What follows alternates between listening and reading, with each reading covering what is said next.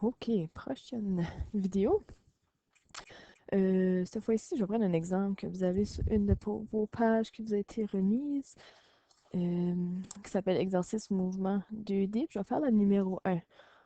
Ça sera avec les différentes formules de la cinématique. Donc, ça dit, particule est au repos, elle se trouve à l'origine au temps 0, 0. Quand on dit à l'origine, ça veut dire que vous avez son x1 ou son x0 et 0, puis son y1 et 0.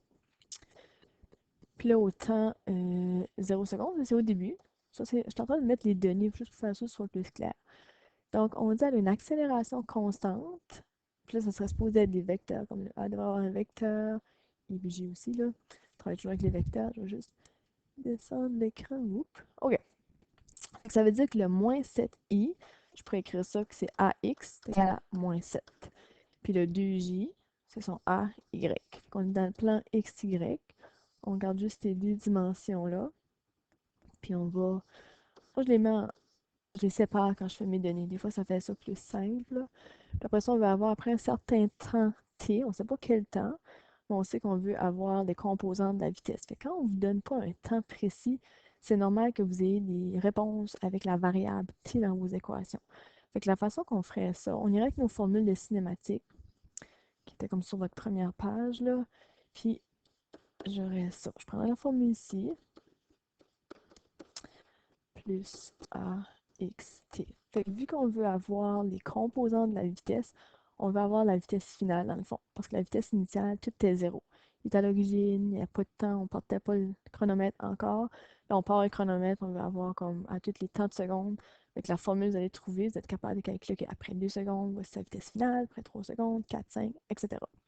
Fait que ce que je cherche, c'est la vitesse finale en x. J'aurais pu écrire VFX à la place, là est égal à, bon, sa vitesse initiale, vu qu'il est au temps 0, il n'y en a pas, en x.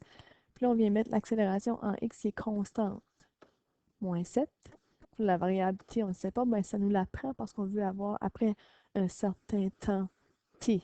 Il faut qu'on ait t dans notre équation. Fait que la vitesse finale en x, c'est moins 7t mètres par seconde. Le t pourrait prendre n'importe quelle valeur, puis là, je pourrais savoir toutes les secondes comment vite qu'il est rendu. Puis là, vu que c'est moins 7 plus juste un t avec pas d'exposant, on sait qu'après une seconde, ça sera rendu à moins 7. Après 2 secondes, ça sera rendu à une vitesse de moins 14x, fait qu'il s'en va vers la gauche.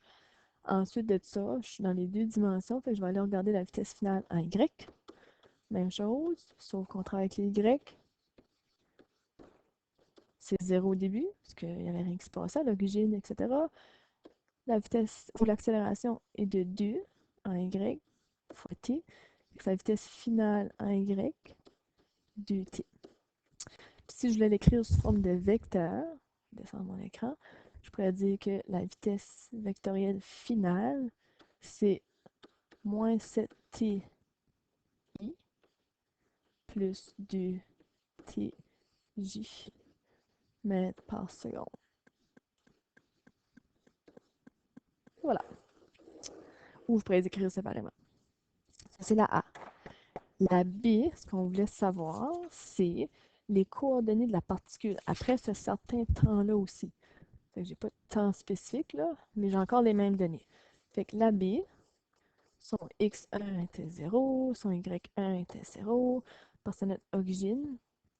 Puis on avait l'accélération en x qui était moins 7, l'accélération y qui était 2. Puis je vais aller prendre mes vieilles formules de cinématique. Fait que pour trouver les composants de sa position, les coordonnées de la particule, je vais avoir x, y. Coordonnées, c'est toujours des choses qu'en maths, là, c'est ça.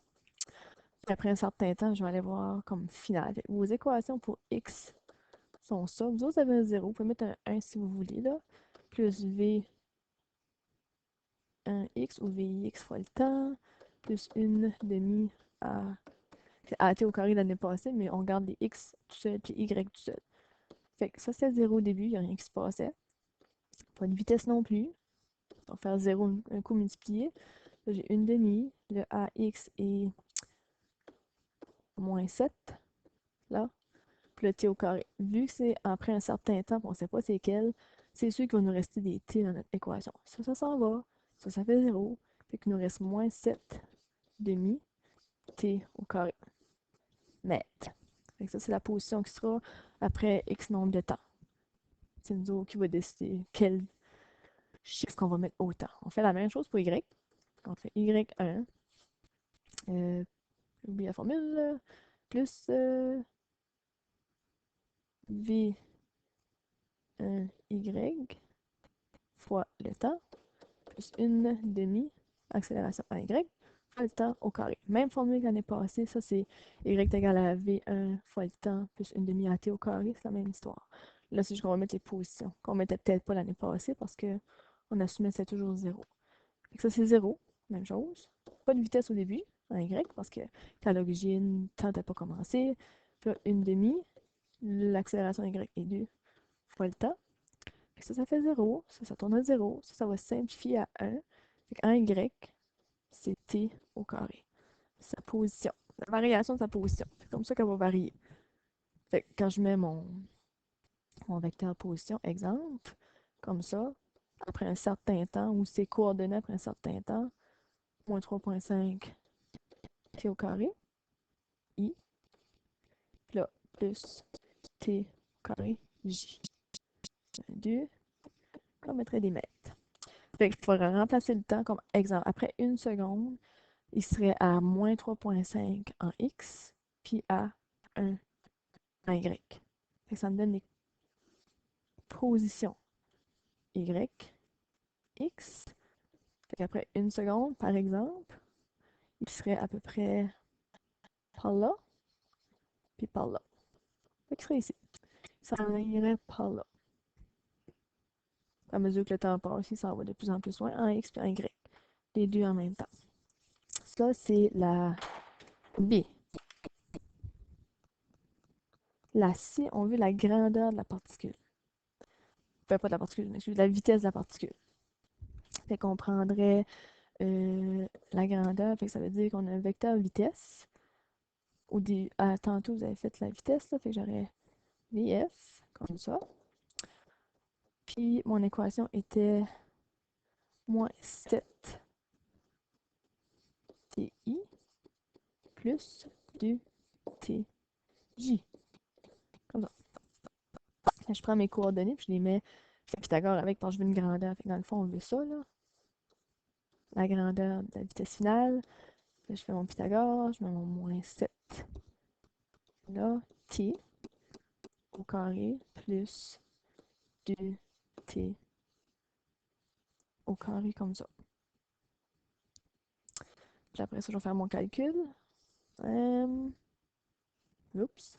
Ça donne 49 T au carré plus 4 T au carré. Ça me donne 53 T au carré. Quand je fais la racine carrée de tout ça, ça me donne à peu près 7,28 T mètres par seconde. Comme ça. Fait que ça, c'est un autre style de problème qu'on approche différemment de l'autre que je vous ai présenté avant. Celle-là, vous allez calculer ça avec les formules de cinématique. Il y en a comme 5, là. Vous allez toujours avoir des données. Ils vont être donnés sous forme de vecteurs. C'est à vous autres un peu de faire comme que je faisais tantôt. Je vais monter l'écran. On vous donne les données comme ça. L'origine, ça veut dire que ça, c'est les coordonnées. À temps zéro, ça veut dire qu'il n'y a pas de vitesse, il n'y a rien qui se passe, comme on faisait l'année passée. Puis après ça, on va vous donner des vecteurs. Des fois, on vous donne la vitesse, des fois, on vous donne l'accélération, comme qu'on a fait ici, là.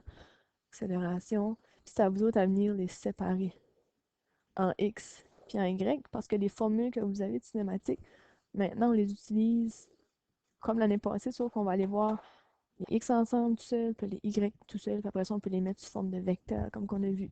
Vecteur unitaire en IJK. On va juste rester en IJ, ça va être plus simple. Puis c'est ça, après ça, vous allez mettre vos coordonnées là-dedans. C'est une nouvelle approche un petit peu différente comme ça, parce que là, on ne vous donne pas de temps précis, fait que vous n'avez pas de dérivé à faire. Puis la différence de l'autre problème, c'est que vous n'aviez pas d'équation de fait.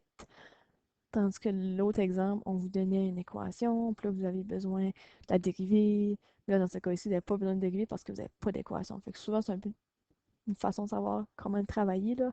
Si on vous donne pas d'équation de base avec des t à la quelque chose déjà démis, dedans, pas de vecteur position de données, pas de vecteur vitesse de données, rien de ça, puis c'est à vous autres à les trouver, il faut que vous preniez les formules de la cinématique. Comme exemple tout de suite. Sinon, là, vous avez besoin de dériver souvent, puis trouver l'accélération moyenne, trouver la vitesse moyenne, l'accélération instantanée, vitesse instantanée, etc. Fait qu'à force d'en faire, là, on va venir par s'habituer. Fait qu'au début, c'est nouveau, fait que paniquez pas, c'est juste correct. Okay? Fait que juste prenez votre temps avec ça, puis un problème à la fois. Ça va? Ben, bonne journée. Salut!